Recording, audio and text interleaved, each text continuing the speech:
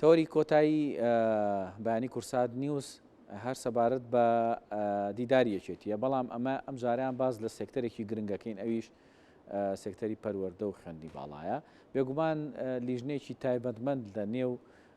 دیداری یەکێتی تایبەت کرابوو بۆ قسەکردن لەسەر ئەم بابەتە. ئێمە بۆی کە وردەکاری بزانین سەبارەت بۆی کە ئایا لیژنەکە چی کردووە، پێشنیارەکانیان تا ڕادێک چی بۆ داهاتوش ئەو پێشنیارانەی هەیە تا چەند گرنگە لە بواری پەروەردە و فێرکردنە پراکتیزە بکرێ. بە خۆشحاڵیەوە لە ستۆدیۆ میوانداری مامۆستا ئەحمەد گەل کە ئەندامی لیژنەی پەروەردە و خوێندنی باڵا بۆ لە دیدارێکێتی میوانداریمان کردو. مامۆستا بەخێر بێت، بەیانیت باش، خێر بیاخۆ. با سەرتا بزانین ئەوەی کە لە نێو دیدارەکە وەکو لیژنەی تایبەتمەندی پەروەردە و خوێندنی باڵا، ئێوە پێشنیارەکانتان زیاتر چی بوو و ئەوەی کە وەکو پێشنیار و پرۆژە ئامادەکراوە بۆ داهاتوو چۆن بتوانین لە هەرێمی کوردستان جێبەجێ بکەین و یەکێتی لە ڕێگەی تیمەکانیەوە چۆن ئەتوانێت پراکتیزەی ئەم پرۆژانە بکە. زۆر سپاس. دیارە بە شێوەیەکی گشتی دیدار یەکێتی خۆی لە خۆی ئەهمیێتێکی گەورە هەیە، گرنگی خۆی هەیە، نەکرد بۆ ناویەکێتی وەکو مۆدێشی تازە حزبی لە کوردستاندا. پێم وایە بۆ کوردستان گرنگی زۆری هەیە، چکەیەکێتی وەکو هێزێکی بەرپرسی وەکو هێزێکی گەورە لە کوردستان لە دوای ڕاپەڕینەوە ژمارەیەکی دەسەڵات بۆ تاکو ئێستاکەدا بە تاکید هەر گۆڕانکاریەک لەو هێزە بە دیوە باشەکەی تەسیراتی ڕاستەوخۆی بۆ کۆمەڵانی خەڵکی کوردستان دەبێت. هەر لەسەر ئەساسی ئێوەشە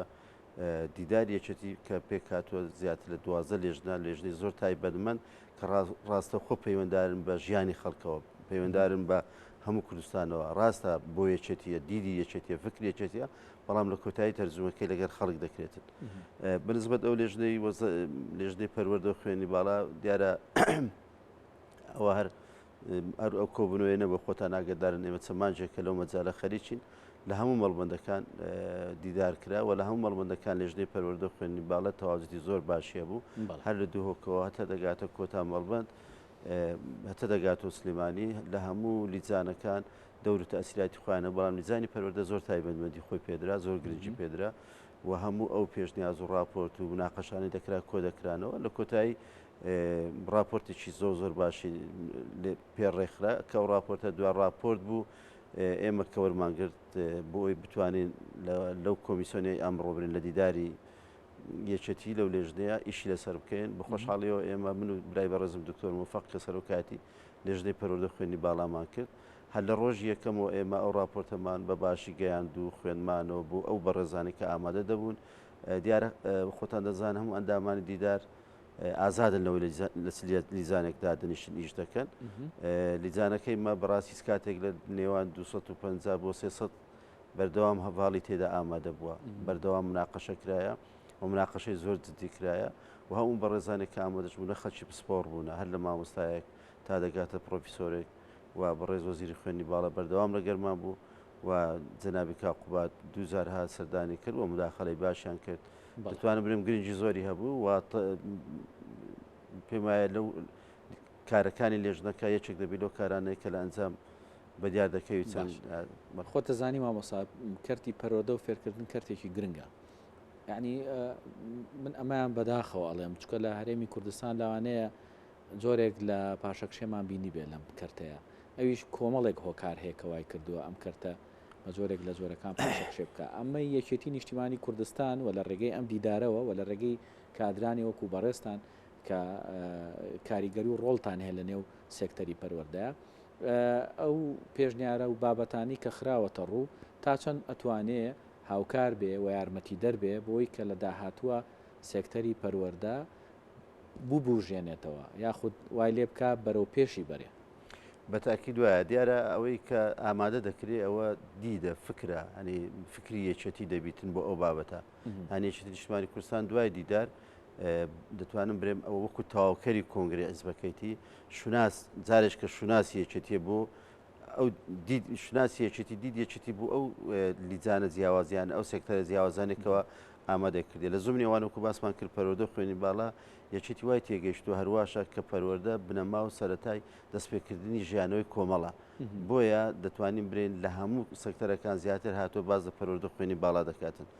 ئێمە ڕوئیای یەکێتیمان دیاری کردووە بۆ پەروەردەوە بۆ خوێنی باڵا. ڕوئای یەکەتی تێڕوانی یەکەتی ئایەکەتی پێی وایە پەروەردە چۆن گەشە بکاتن لە چ ئاسێک بچ ئاسێک بڕاتن لە کۆتای خوێنی باڵا چۆن ڕێک بخرێتن ئەوە دید و ڕایەکەتیە کەواتە ئەوە بەرنمەیەکی دیاریکرااو نییە برێن تەنفیزبی بەڵام چۆن ئەوە دەخرێتە بواری جێبەجێکردن ئەوە بە بەهێزبوونی یەکەتی ئەنی چەند یەکەتی بتانی بەهێزبی لە ناو حکوومەت لە پەرلەمان زیاتر دەتوانین ڕوئای خۆی باسکە ڕوئای خۆی بباتە پێش ڕوئای خۆی قسە لەسەر ڕوئای خۆی بکە و قەناعەت بە بەرامبەر و بە هەموو ئەو کەسانە بێنێ کە بەشدارە لەو حکوومەتە بۆی بتوانن ئەو ڕوئای ڕێک بخەن سەر بخەن ئەوەش خۆی لە خۆیدا ڕاستەخۆ پەیوەنددارە بە خەڵکەوە واتە ڕوئای یەکەتی بۆ پەروەردە ڕوئایەکە پێمان وایە باشتر ڕوئیامان دەستنیشان کردیە کە 100 لە خزمەتی خەڵکدایە دەبێت ئێمە بێن بەرامبەر قەنەعەت پێ ببینین لەسەر ئەو ڕوئایە پەروەردە کاری خۆی بکاتن ئەوەش بەوە ناکرێتن ینی بە نیقاش بەڵکو بوون مونانێ ئێمە دەتوانین لە ڕێگای پەرلەمانەوە لە ڕێگای لیژنەی پەروەردی پەرلەمانەوە هەوڵدێن هەموو ئەو یاسا و ئەو یاسانەی کە لە هەر یاسایەک دەرەچێ پەیوەنددارە پەروەردە و خوێنی باڵا لە قازانجی ڕوئای ئێمە دابێتن یاخود بۆ شێوەدا بشێتەوە و بێتە ناو ئەنجومەنی وەزیران هەموو ئەو سیستەمانێک کە دادەنرێت تایبەت بە خوێندن بە پەروەردە و بە خوێنی باڵا ئێمە ڕوئای یەکێتی نیشتمانی کوردستان لەو سیستەمە شوێنی دیاربیتن ئەوەیە ئیشکردن یاخود کە دێتە وەزارەتەکان ئەو ڕێنمایانێک کە دەرەسیتن لە وەزارەتەکان ڕوئای یەکێتی پێوە دیاربیتن بە مەسمەوە نیە ڕوئای وەکو حزبی ئەو ڕوئایکە یەکێتی پێی باشە پەروەردە و خوێنی باڵا بەرەو چ ئاقارێکی باشی بباتن چ هەنگاوێکی پێ بداتن خۆی لە خۆیەوە ئەوە دەچێتە ناو فەلسەفەی وەزارەتەکەش ینی بۆیە ئەم پێم وایە ئەوەی کە ئیشی لەسەرکرایە ئەو راپۆرتێکە ئامادەکرا راپۆرتێکە لەوانێت کەس دەتوانانی معارەزەی بکاتن شتێکە خزمەتی گشتی پێوەیە تەتەوەری گشتی پێوەیە پێم وایە ئەوانەیە کە باوەڕێن بە دیموکراسیەت هەیە باوەڕێن بە ئازادی ئینسانەیە باوەڕێن بە پابندبوون بە مافی مرۆڤ هەیە ئەو هەموو پشتیوانی دەکەن و هەر هێک کەسێک پشتیوانی ئەو ئەفکارانە بکاتن خۆی لە خۆیەوە هۆکار دەبی هاوکار دەبیتن بۆی سەرخستنی ڕوئایەکێتی باش مامۆستا یەکێتی نیشتمانی کوردستانەوەی کە چەند ڕۆژە تۆ کادرانی یەکێتی دەبینی ئەوانەی پسپۆر و تایبەتبوون لە بواری پەروەردە بۆ چوونیان چی بوو لە سەردید و فەلسەفەی پەروەردەی لە هەرێمی کوردستان بەتەکەی تەر هەمیان پێشنیاز و ڕەخنەشە بووە ڕەخنەی جدی هەبووە پێشنیازە بووە پێشنیازی باشە هەر ئەو پێشنیازانش کۆکراینەوە ئەو راپۆرتی لێ دەرچوە بەڕاستی ینی لە خۆ ئەو راپۆرتە نەنووسراوە ئەو راپۆرتە کۆی پێشنیازەکانە کۆی راپۆرتەکانی مەڵبەندەکانە کۆی مناقەشەکانە کۆکرایتەوە وەسیاغەی جوانی بۆ کرای و بوویتە ئەو راپۆرتە بەتاکیید ئەتوو ئەگەر ینی دەبێت و کاتێک دەی چاکسازی دەکەی حتمما ئەوەی ئێستا لە بەردەستا ڕێکتری دەخەی باشتری دەکەی دیارێکیتەکانی شەو لە ڕوانگەیەوە تەمەشای فەلسەفەی پەروەردەیان کردێ لە ئێستادا و پێیان وایە چۆنی پێش بخەن لەسەر ئەساسیەوە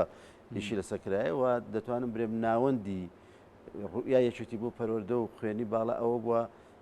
چۆن بتوانین دەرچوانی ئێمە کاتێک دەردەچن هەڵی کاریان بۆ بدۆزێترێتەوە چکە خۆتان دەزان ئێستا ژمارەیەکی زۆری دەرچوو بێکارن ساڵانە ئەوانەیە کە تەخەڕوز دەکەن لە زانکۆکان لە پەیمانگەکان ڕێژێکی زۆری بێکار دەبینێتەوە بۆیە دەبێت ئەوە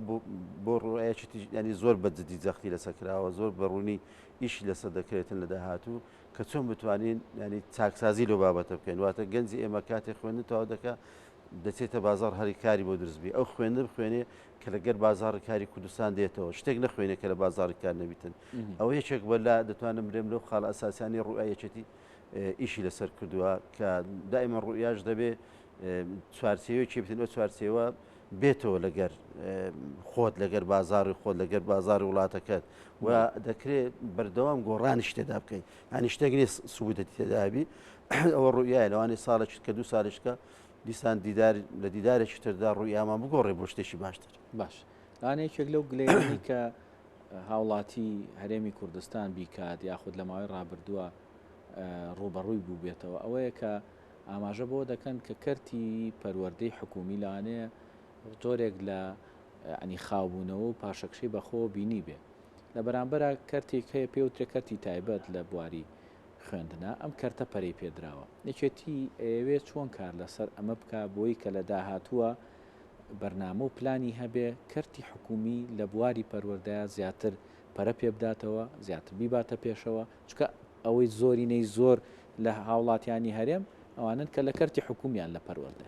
بەتاکیدەوە پرسیارێکی گرنگە و زۆرش قسەی لەسەرکرا لەوێندەر سەرنج و تێبینی زۆر جیاوازش لەو بابەتەوە بەڵام لە کۆتایی یەکێتی پێی وایە ئەنی پێی وایە ئێمە وەکو هەم حزبێکی سۆسیال دیموکرات و هەم حزبێک کە باوەڕۆم بە دیموکراسی و باوەڕمان بەوە هەیە کە کەرتی گشتی لەگە کەرتی تایبەت دەبی بەیەکەوە هاوکاریەک بن بۆ سەرکەوتنی پرۆسی سیاسی و پرۆسی حکومدارەتی لە وڵاتەدا لە زوم لێوانە کەرتی پەروەردە لەو کەرتانەیە کە دەکرێت کەرتی برێن ئەهلی